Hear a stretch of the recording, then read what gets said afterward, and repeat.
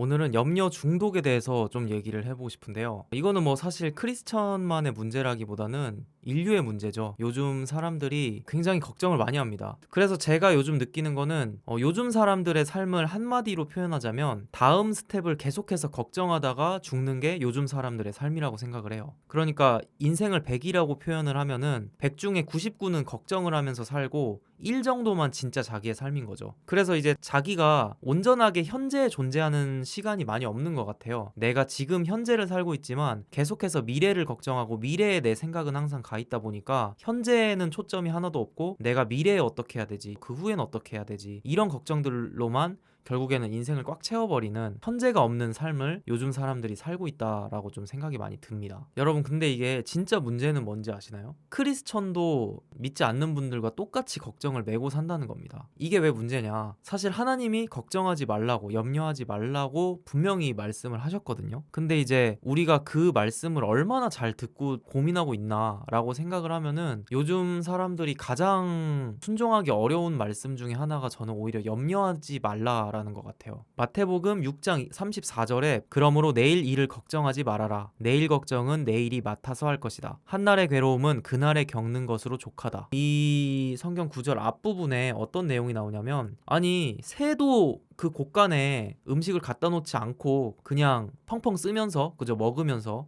살고, 길가에 있는 풀들도 이렇게 걱정 없이 잘 사는데 왜 너희가, 새보다 귀한 너희가 굶어 죽을 걱정을 하고 창고를 채울 걱정을 하며 사냐고, 요런 말씀을 하시거든요. 근데 이제 저는 요 성경 구절을 읽고 되게 많은 생각이 들었어요. 그러니까 어떻게 보면은 우리가 염려한다는 게 단순히 보면은 그냥 걱정하고 하나님께 구하고 기도할 수 있는 기도 제목거리가 된다라고 볼 수도 있지만, 조금 더 깊게 생각해 보면은 걱정한다는 거는 하나님을 의심하고 신뢰하지 않는다는 겁니다. 물론 이제 자기의 현재 상황에서 힘들고 염려되는 거를 기도하고 하나님께 구하는 거는 굉장히 하나님 보시기에 예쁜 일은 맞죠. 그런데 그거를 구하는 걸 넘어서서 우리가 염려에 잠식된다고 하면 그거는 염려 중독이거든요. 사실은 내가 내 삶을 살아가는데 염려가 일부 생겨서 내 삶을 더 잘 이끌어 나가기 위한 게 아니라 염려가 주인이 되는 겁니다. 내 삶은 없고 염려만 있는 거죠. 근데 요즘은 그런 것들이 많은 것 같아요. 뭐 청년부 기도 제목을 보거나 이제 주변 지인들의 얘기를 들어봐도 항상 모든 것이 염려가 되는 것들이 너무 많다라는 게 느껴졌고, 저는 이제 특히 아까 말씀드린 것처럼 크리스천이라면 우리가 염려하는 거를 좀 줄여야 되지 않을까. 우리는 하나님을 믿고 있잖아요. 하나님이 지켜주시고 저희를 길러주시고 저희가 넘어지지 않도록 해주신다는 것을 믿는 사람들인데, 믿지 않는 자들과 똑같이 염려를 하고 산다면 과연 그게 그리스도인의 삶이라고 할 수 있을까라는 생각이 좀 들었습니다. 어떻게 보면은 되게 쉽게 넘어갈 수 있는 부분이지만 우리가 걱정되는 일이 있을 때 조금 더 고민해봤으면 좋겠어요. 내가 염려하는 게 내 삶에 있어서 딱 필요한 정도로 염려를 하고 있는지, 아니면은 그 이상으로 내가 염려에 중독돼서 염려에 잠식돼서 주인이 염려가 되고 내 삶은 노예가 된 것은 아닌지를 고민해 볼 필요가 있는 시점인 것 같습니다.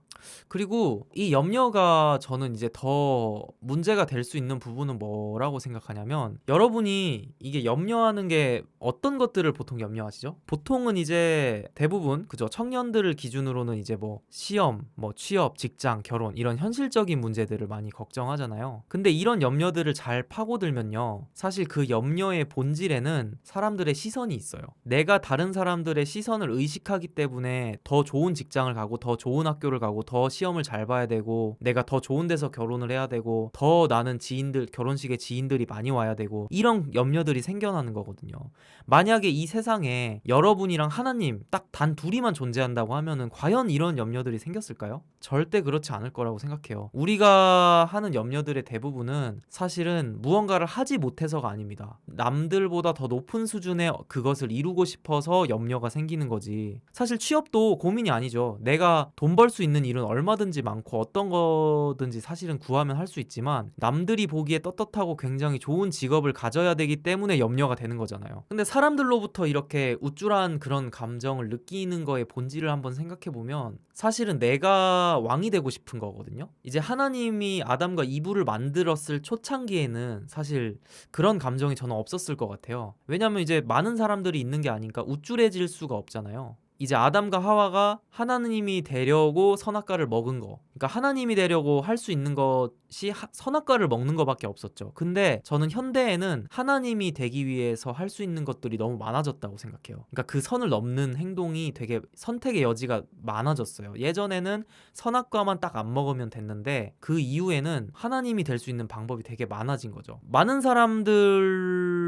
사람들로부터 내가 존경을 받고 수많은 사람들보다 훨씬 나은 사람이 되는 그런 인정을 받고 우쭐하는 감정을 느끼는 거, 그거의 본질은 사실은 내가 하나님이 되고 싶은 거거든요. 내가 이 모든 사람들보다 위에 있고 지배하고 훨씬 낫다라는 거를 증명하고 싶은 마음이거든요. 그러니까 우리가 이 염려를 하나님께 구하는 정도로 생각할 수도 있지만 조금만 깊이 생각해 보면은 염려를 한다라는 거는 내가 하나님처럼 내가 왕이 되는 거를 꿈꾸는 그런 감정에서 결국에는 모든 게 일어난 거라고 볼 수도 있는 것 같아요. 좋은 직장, 좋은 취업, 좋은 결혼 다 기준이 뭐죠? 하나님이 기준인가요? 그 좋은의 기준이? 아니잖아요. 솔직하게 사람이 기준이잖아요. 그러니까 이런 감정들이 절대 하나님이 기뻐하시는 감정은 아니라는 거죠. 내가 누군가보다 위에 있고 짓밟고 내가 너네보다 낫다라는 거를 느끼면서 사는 삶이 과연 하나님이 기뻐하시는 삶인가 우리가 고민해 봐야 되고, 그런 삶을 목표로 삼으면서 내가 수많은 염려를 한다고 하면은 그 염려의 방향이 옳지 않은 거일 수도 있다라는 거를 우리가 성경을 읽으면서 많이 생각해 봐야 될 것 같습니다.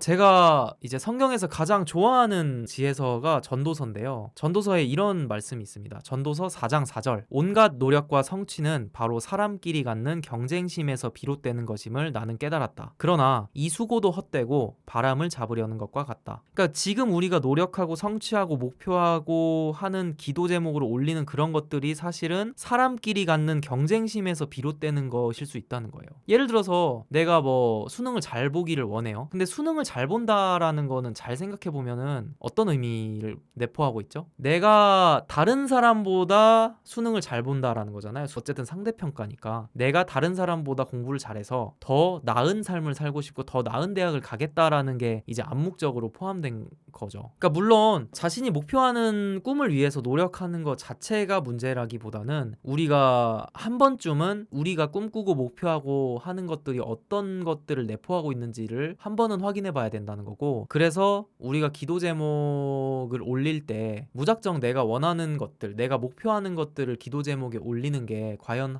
하나님이 기뻐하시는지 한 번쯤은 고민해 봤으면 좋겠다는 거죠. 내가 염려하고 더 좋은 거를 갖기를 바라는 그런 마음들이 과연 하나님이 기뻐하실 수 있을까라고 생각을 해보는 게 저는 굉장히 중요한 것 같습니다.